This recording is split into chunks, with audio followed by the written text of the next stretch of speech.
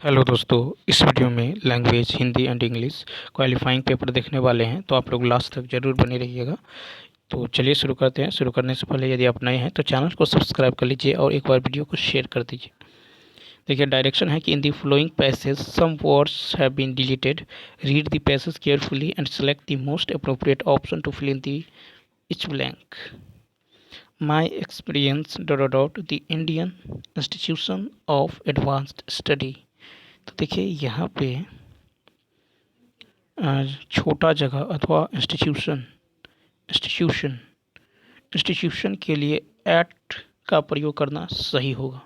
तो यहाँ पे एट लगा दीजिए। My experience at the Indian institution of advance study Shimla will always be the beauty.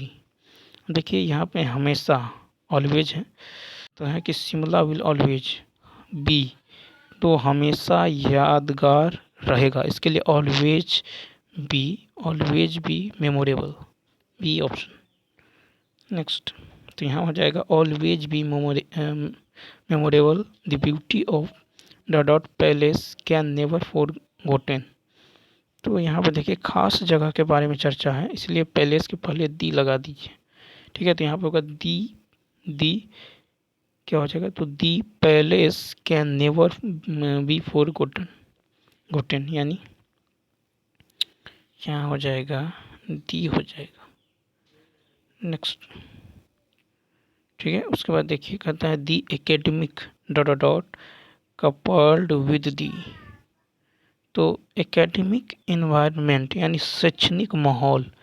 ठीक है, तो यहाँ पे होगा आपको एकेडमिक इन्वायरमेंट, दी एकेडमिक, ठीक है, दी एकेडमिक इन्वायरमेंट यानी शैक्षणिक माहौल। उसके बाद है दी dot aspect of the palace make it worth visiting. तो यहाँ पे यदि आप देखें तो स्टॉर्म इन अ, देखिए एस्पेक्ट 5 में जो हो जाएगा हिस्टोरिकल एस्पेक्ट यानी ऐतिहासिक पहलू। ठीक है, हिस्टोरिकल एस्पेक्ट यानी ऐतिहासिक पहलू, historical aspect of the palace make it worth visiting. तो यहाँ पे आप हिस्टोरिकल ही लगा दीजिए, बी ऑप्शन। नेक्स्ट कहता है कि select the most appropriate meaning of the given idiom storm in a tea cup. Storm in a tea cup, तो देखिए स्टॉर्म इन अ टी कप इडियम का अर्थ है कि बात का बतंगर, यानी एंगर और fuss about something trivial, c option. साथ में देखिए कहता है कि select the most appropriate to fill in the blanks. We should dot his outfit as he has put on weight। तो देखिए आउटफिट यानी साज सामान से सुसज्जित में बदलाव करने का भाव छिपा है। बदलाव के अर्थ में यहाँ पे ALTER, ठीक है, अल्टर यानी हेर फेर करना, बदलना। ठीक है, तो यहाँ पर हो जाएगा we should alter, we should ALTER, we should alter his outfit as he has put on weight। ठीक है, तो आउटफिट मतलब होता है साज सामान से सुसज्जित। यहाँ पे देखिए ULTER, ठीक है, तो अल्टर मतलब होता है यहाँ पे होता है पूरा, बिल्कुल। ठीक है, और ऑल्टर, उसके बाद देखिए ALTER, ऑल्टर मतलब होता है वेदी, होता है ऑल्टर माने वेदी। नेक्स्ट कहता है कि teachers day is celebrated on 8 का ई, तो teachers day is celebrated on 5 सितंबर। अब देखिए यहाँ पे कहता है कि जो विद्या की इच्छा रखता है वह विद्यार्थी है। मनुष्य जीवन भर कुछ न कुछ सीखने की इच्छा रखता है, इस दृष्टि से वह सदैव विद्यार्थी रहता है, किंतु स्थूल रूप में मानव जीवन में विद्यार्थी काल बहुत लंबा समय नहीं है। यह मनुष्य के जीवन का स्वर्णिम काल है। विद्यार्थी जीवन हंसने हंसाने का समय है। खेल खेल में पढ़ाई का जो अभ्यास इसी उम्र में होता है। कहता माता पिता लाड़ प्यार करते हैं, परिवारजन स्नेह की वर्षा से अबोध मन को गुदगुदाते हैं, नित्य एवं मित्र बनाते हैं, छेड़छाड़ चलती है, कभी कभी बात बढ़ जाती है और नौबत मारपीट तक जो है आ जाती है। फिर कहता है परंतु सारा द्वेष, समस्त क्रोध, सारी जो करवाहट पूरे दूसरे पल ही नष्ट हो जाती है। आज जैसे लड़े, ठीक है, कल उसी के साथ मीठी मीठी बातें करने का दृश्य जो दिखाई देता है, खाने पीने और मौज उड़ाने का यह जो है मस्ताना मौसम चाहे कितना छोटा क्यों न हो, लुभावना सुहावना होता है। यह अतः यह आवश्यक है कि प्रत्येक व्यक्ति अपने जीवन के इस स्वर्णिम काल का, जो लौट कर नहीं आने वाला है, भरपूर लुत्फ उठाए। क्वेश्चन है कि विद्यार्थी जीवन का आपसी लड़ाई झगड़ा जल्दी समाप्त हो जाने का कारण क्या है? तो सी ऑप्शन, मन की सरल निष्कपट भावना। विद्यार्थी जीवन जो है मोहक है, क्योंकि परिवार, विद्यालय एवं मित्रों के बीच सर्वत्र आत्मीय वातावरण विद्यमान रहता है। कहता है कि प्रस्तुत गद्यांश में किस पर जोर दिया गया है? 11 का होगा बी, विद्यार्थी जीवन की विशेष मानसिकता पर। कहता आनंद घर आया, थोड़ी देर रुका और चला गया। इस वाक्य में उचित विराम तो ये हो जाएगा अल्प विराम, यानी आनंद घर आया, ठीक है, आनंद घर आया अल्प विराम, फिर थोड़ी देर रुका और चला गया। इस वाक्य में उचित विराम जो है अल्प विराम हो जाएगा। अब देखिए अल्प विराम कुछ इस तरह से होता है, ठीक है, अर्ध विराम जो है इस तरह से होता है, अर्ध विराम, प्रश्न चिन्ह इस तरह से, और उप विराम कुछ इस तरह से होता है। अब चलिए देखते हैं नेक्स्ट। कहता जैसा करोगे वैसा भरोगे में सर्वनाम का कौन सा भेद है? तो 13 का होगा बी, संबंधवाचक। जैसा करोगे वैसा भरोगे में सर्वनाम संबंधवाचक भेद। तो देखिए जिस सर्वनाम के द्वारा दो उपवाक्यों का आपस में संबंध स्थापित होता है उसे संबंधवाचक सर्वनाम कहते हैं। जैसे, ज्यों सो, जैसा वैसा। जिस सर्वनाम से किसी निश्चित वस्तु व्यक्ति का ज्ञान नहीं होते उसे अनिश्चयवाचक सर्वनाम कहते हैं। जैसे पानी में कुछ गिर गया, जो मुश्किल से खाया जा सके, उसके लिए उपयुक्त शब्द क्या होगा? सी, दुर्भक्ष। मुश्किल से खाया जा सके, दुर्भक्ष। जिसे करने में कठिनाई हो, दुष्कर। जिसको प्राप्त करना बहुत कठिन हो, दुर्लभ। कहना बचपन संज्ञा का कौन सा प्रकार है? 15 का सी, भाववाचक।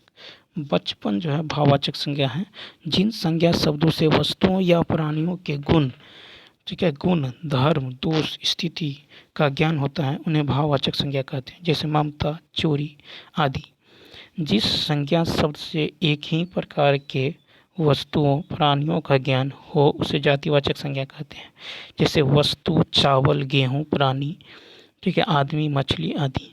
जिन संज्ञा शब्दों से वस्तु या पदार्थ के समूह का बोध हो उसे समूहवाचक संज्ञा कहते हैं। जैसे सेना, भीड़ आदि। कहता उसके द्वारा लिखा नहीं जा सकेगा। इस वाक्य में वाच्य का कौन सा प्रकार है? 16 का सी, भाववाच्य। उसके द्वारा लिखा नहीं जा सकेगा, इस वाक्य में भाववाच्य है। तो जिस वाक्य में क्रिया का संबंध भाव से होता है उसे भाववाच्य कहते हैं। जैसे श्यामा से चला जाता है। फिर जिस वाक्य में क्रिया का संबंध कर्ता से होता है अर्थात कर्ता की प्रधानता होती है उसे कर्तवाच्य कहते हैं। जैसे आराध्य, कंप्यूटर ठीक करती है। जिस वाक्य में क्रिया का संबंध कर्म से होता है अर्थात कर्म की प्रधानता होती है उसे कर्मवाच्य कहते हैं। ठीक है, 17 नंबर देखिए। कहता है कि संस्कृत के वे शब्द जो हिंदी में बिना किसी परिवर्तन के प्रयुक्त होते हैं क्या कहलाते हैं? 17 का सी, तत्सम। तो संस्कृत के वे शब्द जो हिंदी में बिना किसी परिवर्तन के प्रयुक्त होते हैं तत्सम कहलाते हैं। देशज शब्द वे शब्द होते हैं जो स्थानीय भाषा के शब्द होते हैं। ये देश की विभिन्न बोलियों से लिए जाते हैं। समय और परिस्थिति की वजह से तत्सम शब्द में परिवर्तन होने से जो शब्द उत्पन्न हुए हैं उसे तद्भव कहते हैं। ठीक है। अब कहता है 8वीं अनुसूची में कौन सी भाषा नहीं है? तो देखिए बी ऑप्शन, तो सॉरी सी ऑप्शन, भोजपुरी। तो देखिए 8वीं अनुसूची में भोजपुरी भाषा नहीं है। नेपाली, बोडो, उड़िया समेत कुल 22 भाषा 8वीं अनुसूची में शामिल है। नेपाली, बोडो, उड़िया समेत कुल 22 भाषा जो 8वीं अनुसूची में शामिल हैं। कहता हम ताजमहल देखने जाएंगे। इस वाक्य में हम सर्वनाम का कौन सा प्रकार है? 19 का बी पुरुषवाचक। हम ताजमहल देखने जाएंगे। इस वाक्य में हम पुरुषवाचक सर्वनाम का प्रकार है। आप निजवाचक सर्वनाम है। जैसा वैसा संबंधवाचक सर्वनाम है। देखिए कहता दुख ही जीवन की कथा रही है, क्या कहूँ आज जो कही नहीं। यह किसकी प्रसिद्ध जो है उक्ति है? ये है निराला। तो देखिए यह निराला का है। सुमित्रानंद पंत की प्रमुख रचना है युगांत, लोकायतन, चिदम्बरा आदि। जयशंकर प्रसाद की प्रमुख रचना है आंसू, लहर, कामायनी, आंधी आदि। कहता है कि आहा तुम्हें पाकर कितना आनंद आ रहा है। इस वाक्य में उचित विराम चिन्ह कौन सा होगा? 21 का होगा बी विषम्यादि बोधक चिन्ह। तो इस वाक्य में जो है विषम्यादि बोधक चिन्ह होगा। शुद्ध वाक्य होगा कि आहा, ठीक है, आहा तुम्हें पाकर कितना आनंद आ रहा है। विषम्यादि बोधक चिन्ह कुछ इस तरह से होता है, प्रश्नवाचक कुछ इस तरह से होता है, पूर्ण विराम कुछ इस तरह से होता है और अल्प विराम कुछ इस तरह से होता है। उप विराम होता है इस तरह से, अल्प विराम ऐसे होता है, कॉमा जैसे, ठीक है, ऐसे। नेक्स्ट, कौन सी बोली पश्चिमी हिंदी की बोली नहीं है? बी बघेली पश्चिमी हिंदी की बोली नहीं है। बघेली पूर्वी हिंदी की बोली है। कन्नौजी, ब्रजभाषा, बुंदेली ये पश्चिमी हिंदी की बोली है। कहता है कि कौन सा शब्द वायु का पर्यायवाची है? तो इसका सी अनिल। वायु का पर्यायवाची शब्द है अनिल। वायु का अन्य पर्यायवाची है समीर, मारुत, समीर, मारुत, समीर, मारुत, वात, पवन आदि। अनल जो है आग का पर्यायवाची है। अलिंद भौरा का पर्यायवाची है। कहता है कि माधुर्य गुण किस रस में उपयुक्त होता है? बी श्रृंगार। तो माधुर्य गुण श्रृंगार रस में प्रयुक्त होता है। रौद्र रस का स्थायी भाव क्रोध है। वीर रस का स्थायी भाव उत्साह है। फिर है कि कौन सा शब्द तत्सम है? सी गोपाल। तो देखिए गोपाल शब्द तत्सम है। गोपाल का तद्भव शब्द ग्वाला होगा। गोपाल जो है तत्सम है, गोपाल जो है तत्सम है, गोपाल का तद्भव ग्वाला होगा। मोती का तत्सम मौतिक होगा, मौतिक। और सियार का तत्सम श्रृंगाल होगा, ठीक है, सियार का तत्सम श्रृंगाल। कहता है कि दीर्घ बाहु में कौन सा समास है? तो बहुव्रीहि समास। दीर्घ बाहु में बहुव्रीहि समास है। जिस समासिक शब्द के दोनों पद अप्रधान हो और समस्त पद के अर्थ के अतिरिक्त को सांकेतिक अर्थ प्रदान हो उसे बहुव्रीहि समास कहते हैं। जैसे दीर्घ बाहु यानी दीर्घ है बाहु जिसके, अर्थात विष्णु, माँ बाप, इसमें द्वंद्व समास है। त्रिलोक में द्विगु समास है। पाली भाषा का अन्य नाम क्या है? तो मागधी। पाली भाषा का अन्य नाम मागधी है। शौरसेनी, अर्धमागधी, मागधी तथा पैशाची आदि प्रमुख साहित्यक प्राकृत भाषाएं हैं। अपभ्रंश में केवल 8 स्वर थे। कहता है कि सीता सोई है। इस वाक्य में क्रिया का कौन सा प्रकार है? तो बी अकर्मक क्रिया। सीता सोई है इस वाक्य में अकर्मक क्रिया है। मदन ने गणित पढ़ाया इस वाक्य में सकर्मक क्रिया है, ठीक है। सीता सोई है अकर्मक क्रिया, मदन ने गणित पढ़ाया इसमें सकर्मक क्रिया है। राधा खाना बनाकर नहाने गई इस वाक्य में पूर्वकालिक क्रिया है।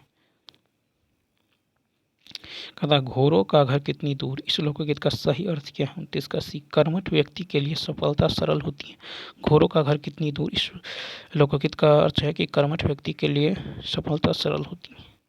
कहता लेखक संज्ञा का कौन सा प्रकार है? बी जातिवाचक। लेखक जातिवाचक संज्ञा का प्रकार है। बुढ़ापा भाववाचक संज्ञा का प्रकार है। गंगा व्यक्तिवाचक संज्ञा का प्रकार है। तो चलिए दोस्तों, यदि ये वीडियो अच्छा लगा हो तो लाइक, शेयर और सब्सक्राइब करना न भूलिए।